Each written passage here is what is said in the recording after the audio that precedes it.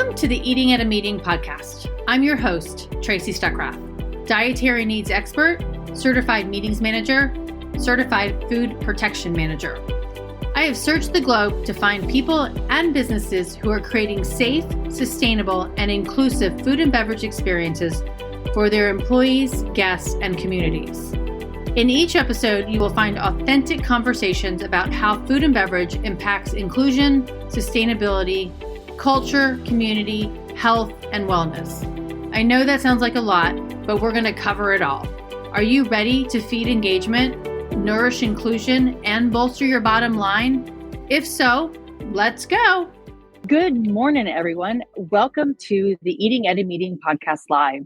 I am your host, Tracy Stuckrath, and I am actually here in Las Vegas live at the PCMA Convening Leaders. And I wanted to just talk to you about and share with you what I've seen the last couple of days in food and beverage and learning from other people and seeing what Caesars has done and some other events that I've done and just share with you some of those things that I've seen. I did have a great conversation with two of the team members from Caesars the other day, talking about, sustainability and labeling and a variety of other things. And PCMA's got about 2,500 attendees here, and which is a great turnout for the show. And when I was talking to Michelle, who is the director of catering sales for entertainment globally, she was letting me know that the show itself, for attendee-wise, let's just talk dietary needs, has 70 vegetarian attendees, 22 vegans, 81 gluten-free, 93 shellfish allergy, 39 nut allergy, 65 lactose intolerance, 75 no red meat, 64 pescatarians, and 1 kosher.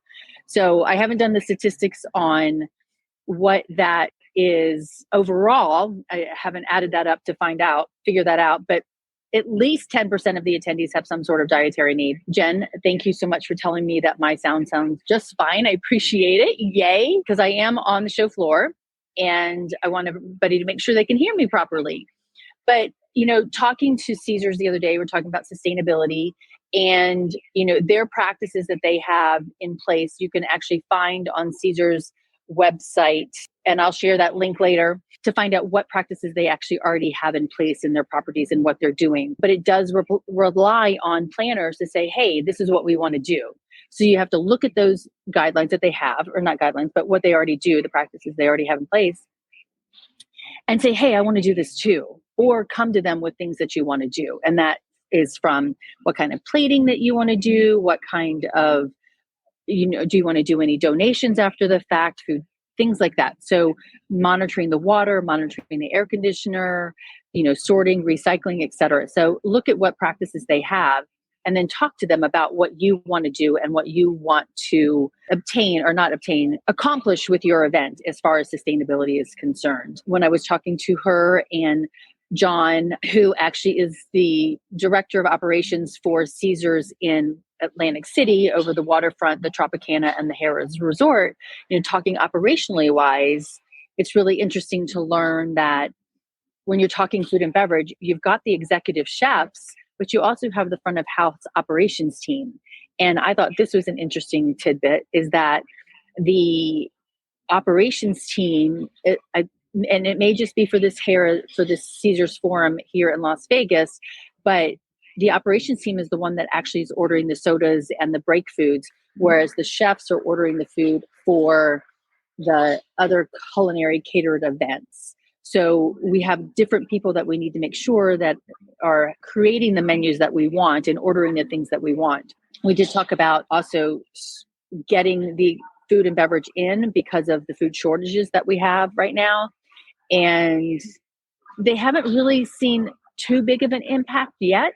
So it'll be interesting to see as more larger groups come back into place, will they have any impact on that? But one item that I've heard a lot of having a hard time getting is Gatorade.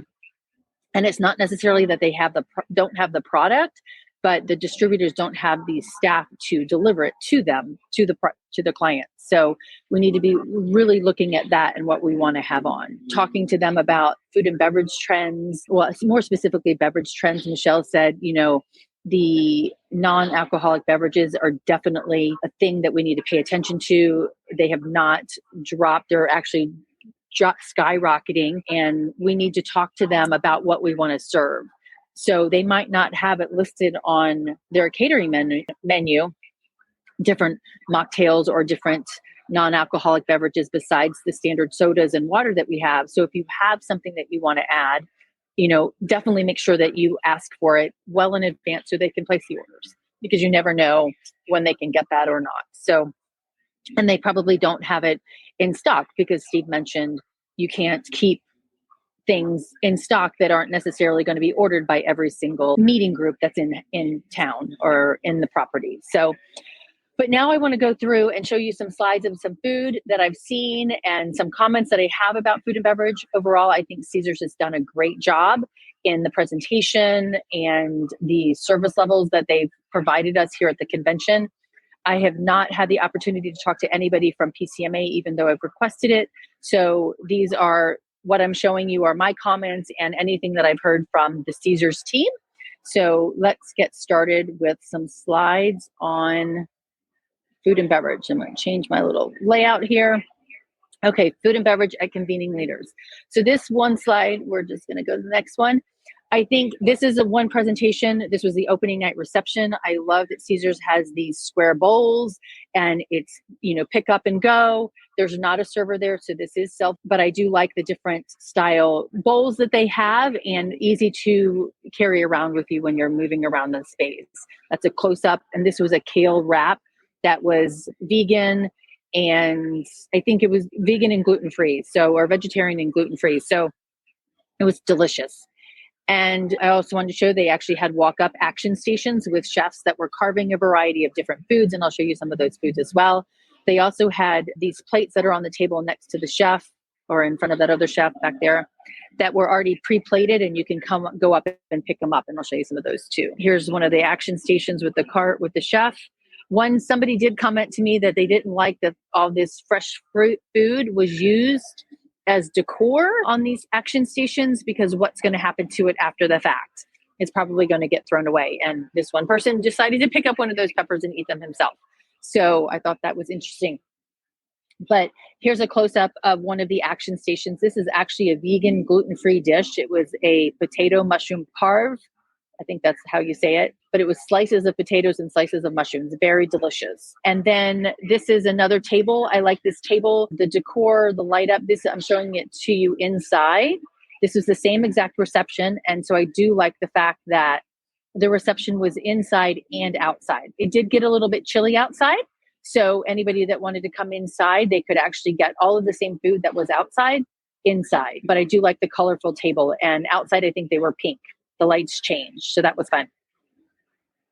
This is a grab and go poke bowls that they had. And Lynn, I'll get to you in a second. These are grab and go poke bowls that had a different variety of them. I think these were the tofu ones.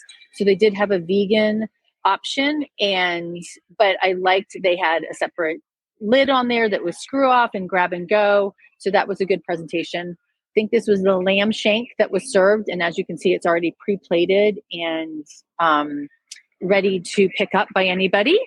And I'm going to put this question up here. Lynn, how would you compare the food to WEC? To be honest with you, I think it was probably a little bit elevated from WEC.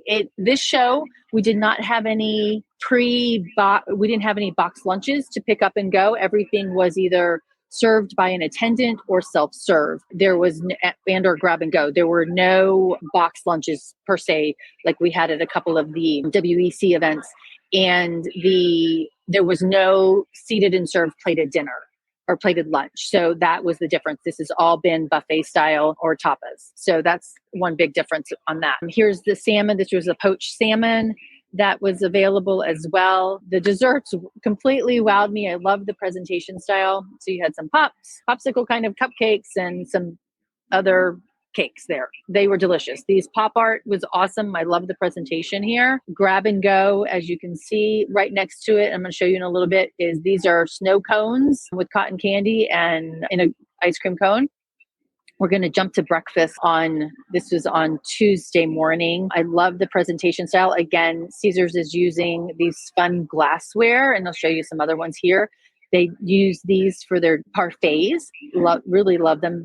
And just I love the color, and I love just the presentation of them all. So here is some macerated fruit that was served, and I love that they put goldenberry in here with the leaves in it to add some additional texture to it.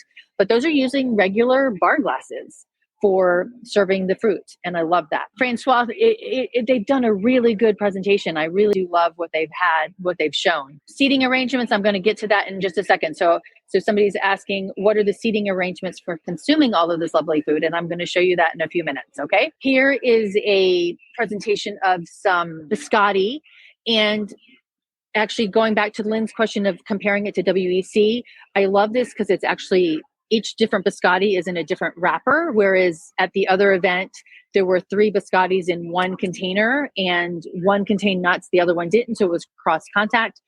And I'll talk about the labeling of this in the other one, but coming up in another slide. But I do like this fun presentation, grab-and-go biscottis. Here's a mango chia pudding, and again, they're using some fun glassware to do that with the spoon already in the dish. Here is a presentation of different sliders, and these were all like lobster rolls actually, and one was a shrimp roll, one was a lobster roll, and one was a crab roll, which was actually it was a vegan crab roll.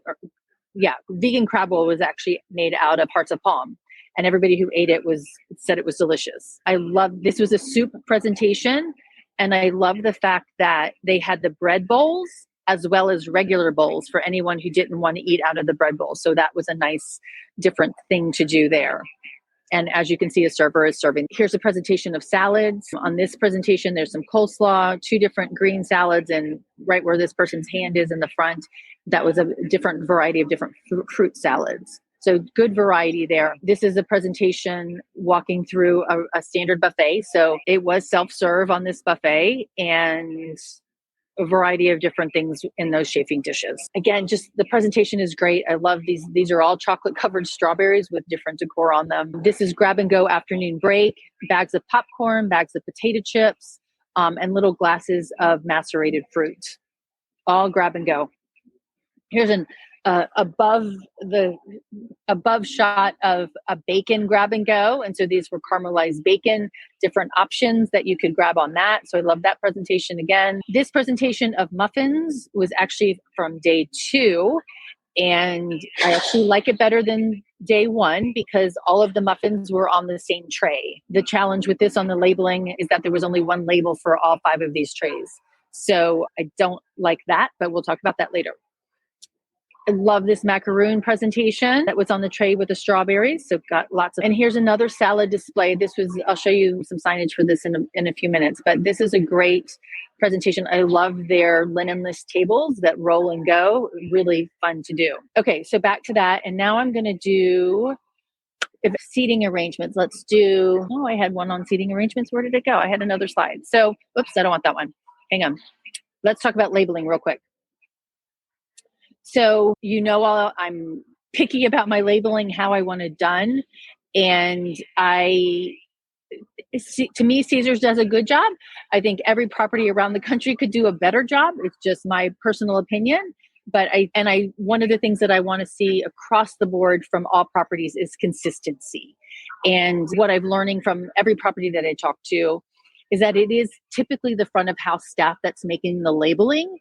And when I was talking to Michelle and Steve from Caesars, it's really important, they reiterated, it's really important to make sure that the labeling that we want is on the BEOs so that the staff who is making the labeling is aware of how it should be labeled. And those BEOs should be checked and double checked by the chefs. And to me, personally, they should be checked by you as a planner. So just looking at some of these things, this first sign here, this is what I was saying, that one sign for all the pastries. Assorted pastries, Danish, croissant, coffee cakes, muffins, vegetarian. I don't like the fact that it doesn't say it contains milk. It doesn't say it contains wheat. I know we probably all know that, but it's something to me that's really important for allergen wise. And if it has eggs or nuts, and some of the signs say may contain nuts, and they're piling it all on Some of them don't and some of them do. So going back to that shrimp crudo presentation from the opening reception, you can see how they've labeled it dairy-free, gluten-free, contains nuts and shellfish. So I like that. And so I thought that presentation was really well done. And the assorted cake pops, it just says it's vegetarian. You know, some of the things that are on those cake pops and some of the other desserts probably have some nuts. It does contain egg, it does contain milk. What if it also contains soy? That some of those things might actually have soy in them. And I'm wanting you to label for the top 9 allergens. And which is wheat and soy, milk, egg, tree nuts, peanuts, fish, shellfish, and sesame. So I want you to label for all of those because you never know when somebody's going to have an allergen that they didn't know. And to be honest with you, when I registered for the show, I registered as gluten-free, dairy-free. And because it's veganary, and I've said this in a couple of my shows, is that for January, I'm actually vegan. So I wrote in and said, hey, I need to add vegan to my registration so that I'm gluten-free vegan. And I was told just to talk to the banquet staff about what my options were. When there's a feed in one of the Facebook groups that if you're gluten-free, you didn't have a good shot at eating lunch on Tuesday or one of the days. And I have to be honest with you, I ate lunch that I purchased at Whole Foods. So because there was nothing labeled gluten-free and nothing that was gluten-free vegan either. So I had a hard time. But anyways, let's go here. So here's the neon cotton candy cones vegetarian. My challenge with this is that they're in ice cream cones. So we need to say that it contains gluten. It's not gluten-free. There's no note saying it's gluten-free, and there's no note saying that it contains gluten. So that needs to be something that we need to make sure that we're adding.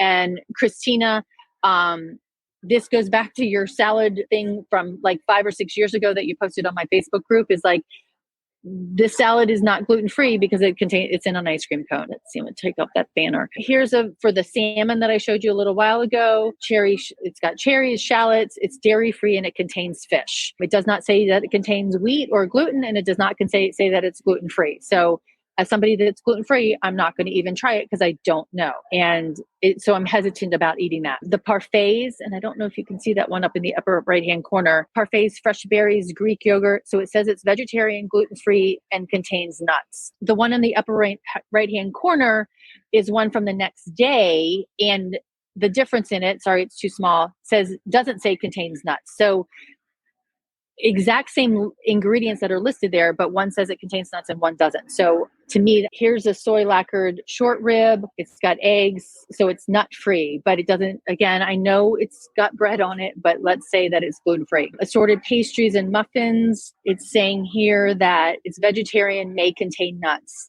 So you're labeling for 4 different items on one sign, and they're all on the same plate. So I'm not a fan of that because you're not distinguishing between which is which.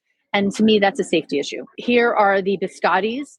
And so this is the challenge I had back at WEC as well. So there was one sign for all the biscottis, and same thing here. You don't know which one of these biscottis belongs to which one, and none of them are actually labeled if they have any nut. I mean, cocoa nibs, dried cherries, coffee dust. So that biscotti cocoa nibs, they actually might contain dairy in it because it might be milk chocolate versus dark chocolate. So why is that not done or listed on here? And then it says Norwegian smoked salmon dill cream cheese. So you can put that on the side, but that's not actually on the biscotti. So it's on the side, but they've got it on the same label.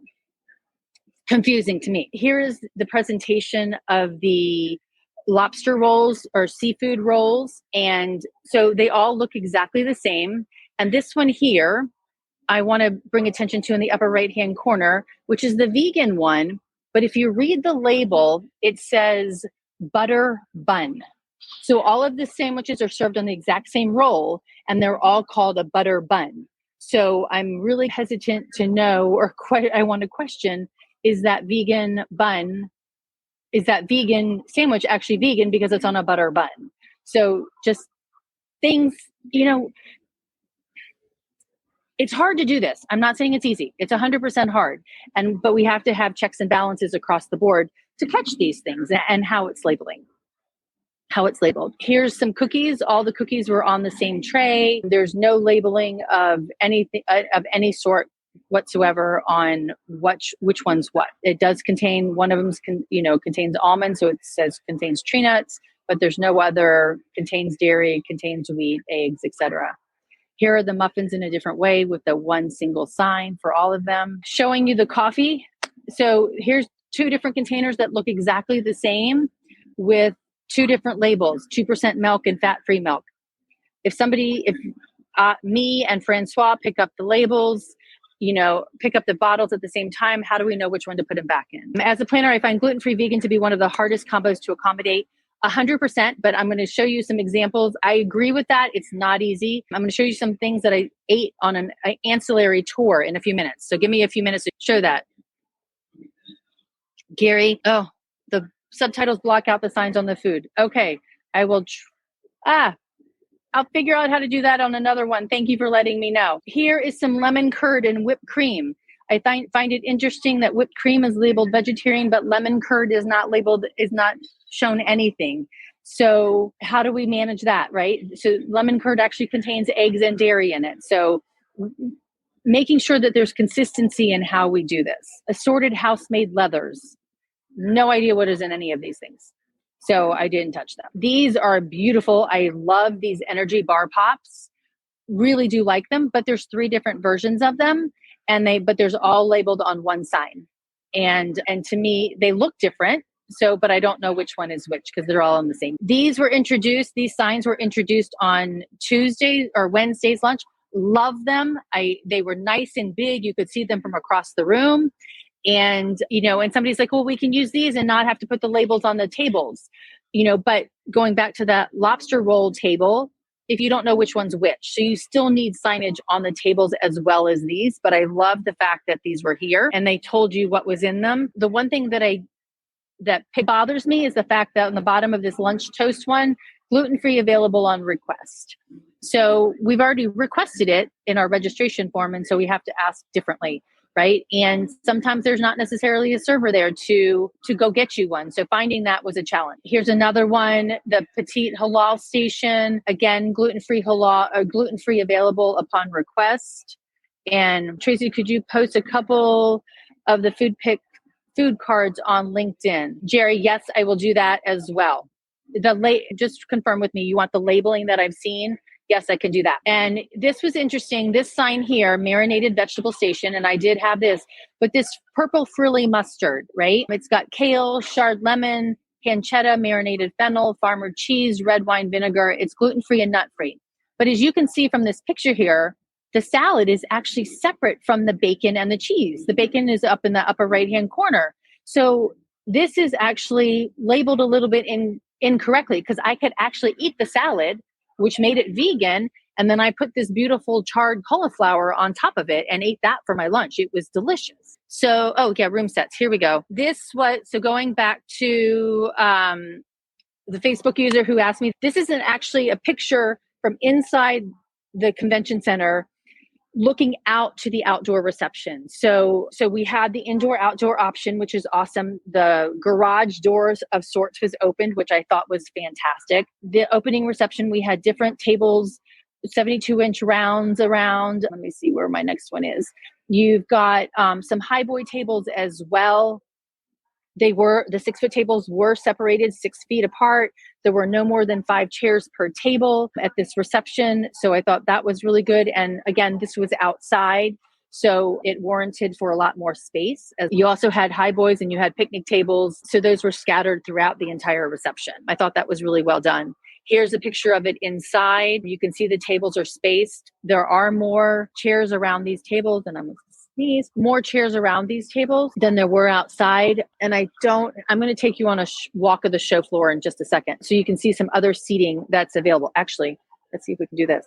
So where I am right now, I'm sitting in the Indianapolis booth, but all these different types of chairs and seating available throughout the entire show.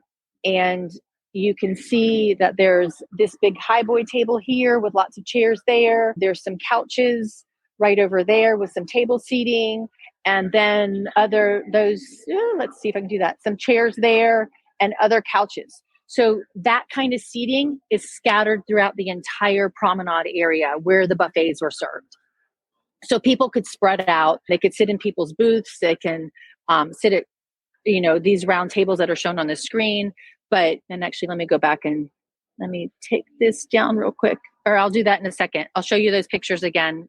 All right. So here's for lunch as well. They put tables outside. So even those ones I showed you inside, there were tables outside. There's space. There's probably, it looks like 6 tables per table. So that was another option as well. So now I'm going to take my screen off and just do this and show it again. So see how this table seating is here? I'm going to stand up. So you have a lot of that around, and then you've got some more couches and chairs right there, that high boy table there. And then over here, you've got some round table with some chairs and some other couches and chairs. And that is that dining area over there as well. So that seating is available throughout the entire promenade. So people have plenty of space to space out and eat. So now I want to show you one other. So ancillary events. I got to go on a tour with Lip Smackin' Foodie Tours the other night. And I have to tell you, it was an absolutely wonderful experience. But before I get there, I want to show you some things. I got invited to a statewide brunch on the first day that I arrived, and it was at a restaurant. And I had emailed in, hey, can you accommodate a gluten-free vegan? I never got a response. So I went ahead and showed up because I had RSVP'd yes. And so I wanted to make sure that I did show up. This was the buffet going through. Nothing was labeled. I did walk through, and I found a server who was able to get me a beautiful salad with a bowl of berries and a side of sauteed vegetables. It was really delicious. So I was really happy about that. This is their buffet of desserts and some other dishes on here as well. Nothing was labeled. They did have this card that was on the table with all those desserts. So this was what was offered. I did ask chef if that gluten-free blueberry muffin was vegan, and he just laughed at me. He's like, yeah, we don't use vegan butter in this restaurant. So, which at first I was taken aback, but then I'm like, okay, you know what? I am in this restaurant. That's not what they do. So I didn't eat that gluten-free blueberry muffin this month. So I would come back and eat it in another month. But if you're worried about cross-contamination, you can actually see that it's actually up there on that same table. This was another event that I attended one of the nights. And this is a presentation I see a lot. This is Mediterranean display. And everything on this Mediterranean display is all on one label. And that just drives me bonkers because one, you can't tell which of the dips is which. You probably can tell that they both contain dairy, but nothing on that label actually shows you what is what and what's in it. So I was highly disappointed with that. There's a zoom in of that Mediterranean display. So farro tabbouleh, that's got gluten in it, Turkish nut and yogurt, that's tree nuts and yogurt and milk, stuffed olives. What are they stuffed with? Don't have any idea, but everything is vegetarian. So that was from one event. Now, this is my Lip Smackin' Foodie tour, and this was an awesome experience. I went and I told them I was gluten-free vegetarian, and they had a set menu for everybody else. And then for me, I got this beautiful display of, this is the non-gluten-free vegan beets over here, which had a goat cheese on it. I got it over here without it on it. I got a nice salad presentation, delicious. And that's an overshot of everything. And I got some beautiful cauliflower. And this is the restaurant shot that we were in. This is my gluten-free vegan. So the one on the left is the gluten-free vegan version of what they served me at the second restaurant. So on the first restaurant, at this restaurant called Therapy, they had a chicken meatball. They had, you smashed that brie on top of that crudité. You had a bacon wrapped something. And then you had a chicken and red velvet waffle slider. This is my option over here. I mean, I had roasted beets with arugula. I had roasted mushrooms. I had a beet dip with farro chips. Not farro chips. Oh, I forgot the name of the chips. But then I had a vegan taco, which was jackfruit, and so delicious. I was highly impressed by what the team at Lip Smack and Foodie Tours, how they work with their restaurants to serve everybody that's there. So overall, I think, again, I'm not bashing this event in general. Or personally or whatever, I'm just saying this is things that I see across conventions across the board, right? But I do like the different styles of presentation that Caesars came up with. I do like that they do have some options. There were not a lot of gluten-free options across the board on a lot of the events. One of the breakfasts, the only thing that was gluten-free vegan was a bowl of. There was a vegan dish that was served on farro that if they just replaced the farro with quinoa, it could have been gluten-free vegan. So just thinking through some of those things is really important. I hope you guys have enjoyed this. I think, again, as we get back, we really have to think about, what are we serving? What are the dietary needs of our attendees? How can we mix and match them? Even if it's gluten-free vegan, what can we do? Right? I spent some money at Whole Foods. A couple of people left and ate elsewhere because they were gluten-free and they couldn't eat. So thinking about how we do that. And one of the attendees that I was chatting with the other day, she's like, it's just food is our basic essentials that we need. And so how do we make sure that we're meeting those needs of everybody? It's the most common basic need that we have. So how can we use food and beverage, our number one expenditure, to create an experience that's fabulous for everyone? So I'm just going to say, and my sound is probably louder now, thank you very much for listening. And I think we just need to make the efforts to make our food and beverage more inclusive. All right. Bye. Thanks for listening to the Eating at a Meeting podcast, where every meal matters. I'm Tracy Stuckrath, your food and beverage inclusion expert. Call me and let's get started right now on creating safe and inclusive food and beverage experiences for your customers, your employees, and your communities. Share the podcast with your friends and colleagues at our Eating at a Meeting Facebook page and on all podcast platforms. To learn more about me and receive valuable information, go to tracystuckrath.com. And if you'd like more information on how to feed engagement, nourish inclusion, and bolster your bottom line, then visit eatingatameeting.com.